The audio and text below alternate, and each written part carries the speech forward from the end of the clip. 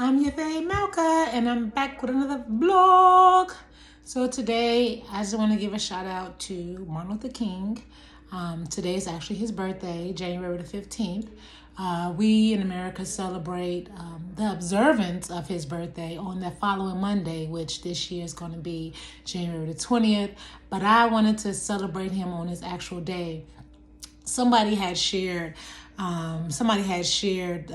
part of his I Have a Dream speech on Instagram today. And as I was listening, I was just thinking about how it correlates to, which is the portion, but not the time that happened, but the portion of the man who it happened to, which he said, he's been to the mountaintop and he's seen the promised land.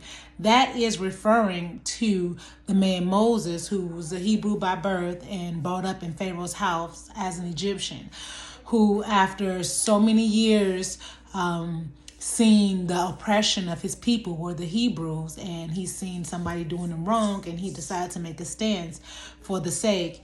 The word got out and he had to flee for his life, and it was time that passed, and while he was in the place that he fled for his life from, he had an encounter with God, and God told him,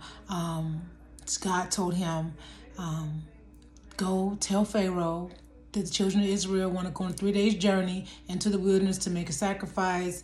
He says he's not going to let you go, but I'm going to judge him for it, and then he's going to let you go. And after I judge him and he lets you go, you're going to borrow. I'm going to make you the people of Israel look favorable to the Egyptians, and the Egyptians, you're going to borrow all this gold and you're going to come out with great wealth, is what God told him at the burning bush before he ever went back to Egypt. And, when he went back to Egypt, it was a process. And I think that a lot of times in life, like Martin Luther King, like Moses, like we as a people, we get frustrated as time is our nemesis because we are on the clock, because we know that life doesn't last forever. Eventually you will return to the dust. Okay. So time could be fleeting and it can seem extended when you want it to be shorter. And that is something that causes us to be frustrated. Moses didn't actually make it into the land. He blamed the children of Israel. He said, because of them. But you don't make it because of you, not because of somebody else. But just like them, and actually the whole generation that came out of Egypt that was over 20 didn't make it in either. They died in the wilderness over this 40-year period.